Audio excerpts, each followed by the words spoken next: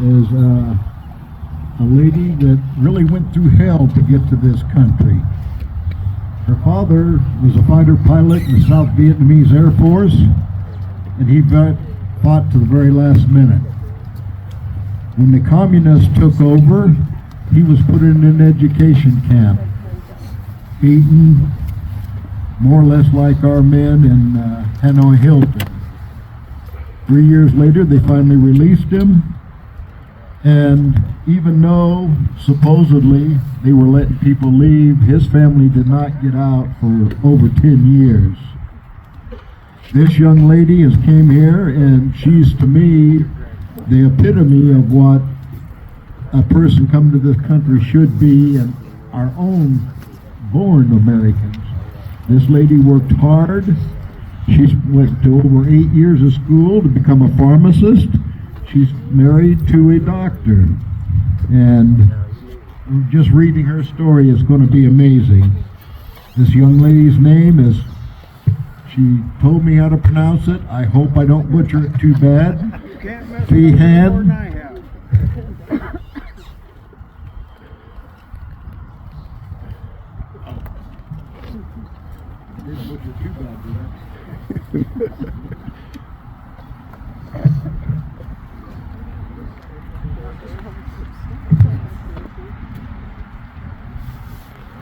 Good morning.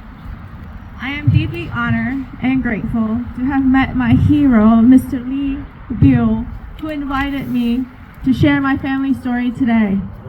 Another privilege I have is to meet you, the Vietnam veterans, in person to express my gratitude for your sacrificial duty to defend our freedom. I rejoice that you came home.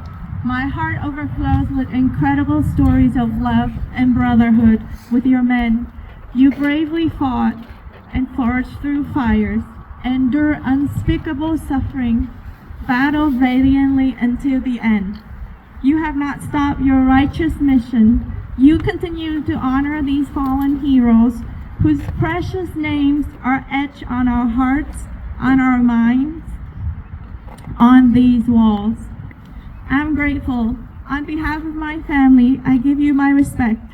On behalf of the South Vietnam people, thank you for the ultimate sacrifice you and your family pay for freedom, peace, and justice against tyranny of communism. There is no greater love than this, than to defend the helpless civilians, to lay down one's life for another brother and sister, even if that person is far across the world in Far East Asia, Vietnam. We, the people of South Vietnam, have lived in peace and prosperity for generations. Saigon, the capital city of South Vietnam, was our glamorous, prosperous city, widely known around the world as the Pearl of the Orient. The mesmerizing, idyllic rice farming regions of South Vietnam, with expanses of green and golden rice paddies, contributed to our prosperity as the Rice Bowl region. For many generations, my ancestors owned lands and businesses. Life was a grand feast. South Vietnam society established and flourished upon the foundation of integrity, honor, and loyalty. Our people were highly educated and peace-loving, self-sufficient members of society. My mom and dad grew up in this golden, tranquil period of their youth. North Vietnam was in stark contrast. North Vietnam leaders failed to rule their regions righteously. Therefore, the North Vietnamese suffered desperate poverty, with the majority of the population being peasants. Their leaders were heavily indoctrinated by China, Russia, Marxism, communism ideology. These communist leaders were jealous of the affluent South Vietnam. The root of all evil is greed. This deadly greed engulfed North Vietnam in the campaign of land reform. In just 1 year period between 1955 and 1956, North Vietnamese communists brutally executed their own people. 15,000 landowners confiscated their lands and homes and destroyed their families.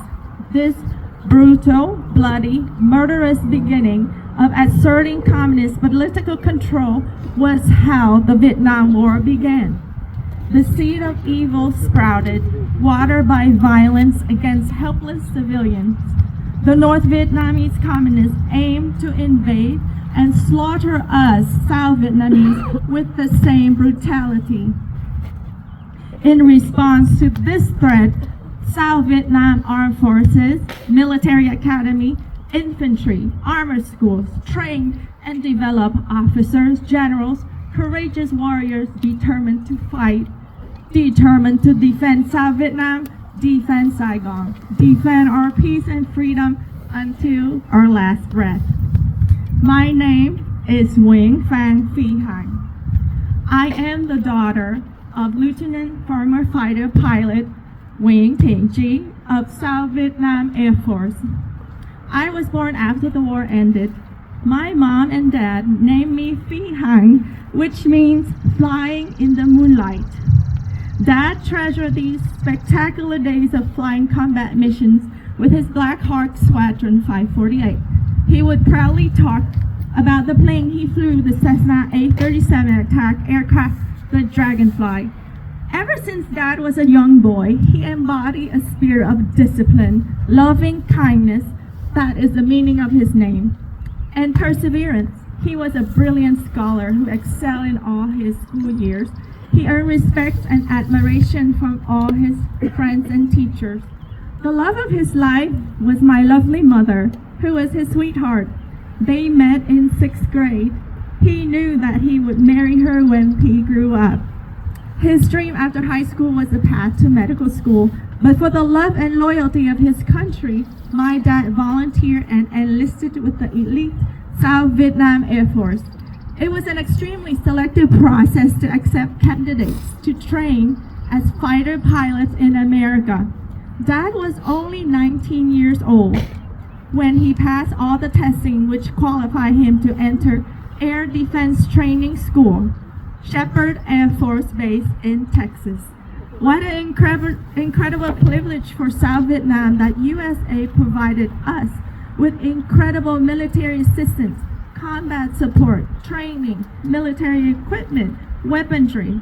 With all this support, we were a mighty fight, a mighty force against evil. My dad, along with all his brothers in arms, carry within their hearts, their minds, their soul, the honorable duty of defending their families, their citizens from communist invasion, which was the enemy of freedom. Dad successfully completed pilot training and proudly earned his wing as combat officer ready for assignments. True to its reputation, Shepherd Air Force Training School provided Vietnam with the best trained combat warrior pilots. Dad returned to Vietnam as the war intensified. His Black Hawk Squadron actively carried out counterinsurgency operations, flew combat missions, offered assistance for ground troops on all major battlefields using the formidable wartime fighter plane, the A-37 Dragonfly. For the love of country, Dad proudly served, sensing victory very near. For the love of his heart, Dad lived on hope. His sweetheart was actually waiting for the day of peace and victory. Dad just proposed to marry her, and their wedding date set for May 7, 1975. Victory was sure as South Vietnam armed forces continued to win battles after battles. 1 week before their wedding, the unthinkable happened. Due to shocking, appalling political decision, the warriors of the Republic of South Vietnam Armed Forces were commanded to retreat, to cease operation. Our brave warriors, devastated, shocked, we have been betrayed by our own government leaders. The Pearl of the Orient shattered in the hearts of South Vietnamese as the force of evil was allowed. I want to face the tragic truth here. The communists were allowed to take over Saigon, our city. Saigon was near death. As our brave South Vietnam warriors gave their lives, they continued to defend the civilians and battle fiercely until the end. Instead of escaping and evacuating with his aircraft, my dad decided to stay. He abandoned his chance of freedom. He refused to leave his beloved bride behind. Their wedding date was set next week, even if the city was now engulfed in darkness and pandemonium. Neither of my parents could fathom at that time that their love and loyalty for each other would be the force to sustain them in the dark days ahead. At this time, thousands upon thousands of South Vietnamese fled for their lives as the brave American diplomats arranged urgent evacuation. Hundreds of thousands fled to the sea to escape by boats. The plight of the boat people to find freedom was filled with horrific sufferings and tragic ends. Innocent men, women, children risked their lives for freedom instead of facing evil communism. Within weeks of my parents' wedding, the communists summoned my dad to attend re-education class to rebuild the war-torn country. Dad did not return home to my mom after the class. My distraught mother did not know where the communists had taken her husband, whether he was still alive. Mother lived in a state of anguish and never gave up hope. 1 year later, finally, a letter arrived from Dad. The communists allowed him to write home after 1 year of torture. What the communists call re-education class were actual torture, labor, imprisonment in the deep, wild jungles of Vietnam. Such was the tragic fate of over 2 million South Vietnam military officials who suffered unspeakable tortures and brutality of communism. My courageous mother was the epitome of the wife of her dignified fighter pilot. In order to visit Dad, Mother spent days foraging and climbing through dangerous jungle terrains. She risked her life with other mothers and wives to visit their husbands or sons in labor prison in the jungle. She carried with her food and medications and other life-saving nutrients to sustain her husband. After the communists over, the whole country of Vietnam plunged into starvation and darkness. All of our livelihood destroyed, confiscated, and people taken and executed. Communism promised them wealth and peace, but in reality, death, destruction, unspeakable horrors. All throughout severe oppression, my parents never gave up hope. Their deep love for each other, for the suffering of the Vietnam people, gave them the fortitude to carry on. After 3 years of labor prison, my dad was released. My parents reunited in tears, as they knew others were still tortured or perished. At least 165,000 of our heroes gave their lives in torment of communist enslavement. My dad had no legal rights in his country and was banished from his home city. I was born into this world of oppression, and our family was treated as enemy of our own country. After years of surviving against tyranny, when I was 10 years old, our family received deliverance out of Vietnam under the Humanity Operation Program reserved for political prisoners. America came to our rescue again. We received the privilege to breathe the air of liberty in the land of the free because of the ultimate sacrifice of the brave. Dad's fighter pilot dream has come true. He desired that his 4 children would live in peace and freedom.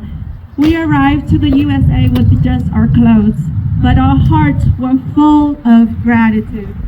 Mom and Dad worked many jobs to raise us 4 children. Eventually, Dad secured his job with the United States Postal Service, where he proudly contributed tirelessly until the end of his life. Dad has been promoted to glory. His mission on earth has been accomplished. God welcomed Dad home as a good and faithful servant. he received an honorable service and burial. Thank you, America. For those of you whose heart were loving and desire to rescue us, thank you for not forgetting us. Thank you for not leaving us behind. Your nation has rescued over 500,000 Vietnamese into your land as refugees during our darkest days on earth. I am honored to gather with you today to remember and proclaim the strong and might and courage of generations of Vietnam veterans who came to our aid, who battled fiercely for the innocent civilians of South Vietnam. You continue to demonstrate that America is one mighty nation of servicemen and servicewomen who always support, defend justice, liberty, and peace against political tyranny. Today, I have my husband and 3 children here to celebrate life and victory. We have freedom of speech, freedom to worship God, our Creator, Heavenly Father. Yahweh is His name. We walk daily in triumph under the victory banner that my dad, my uncles, my heroes fought and won for us. You all came and fought for me. This Vietnam Veterans Memorial Wall is that victory banner. Not one soul that was laid down goes unnoticed. I am convinced of this profound truth that the spirits of our heroes who died for the cause of righteousness, their spirits exist and rejoice. Their remembrance is before the face of Yahuwah God Almighty. He is the commander of heaven's armies. He executes justice, rules in righteousness and love.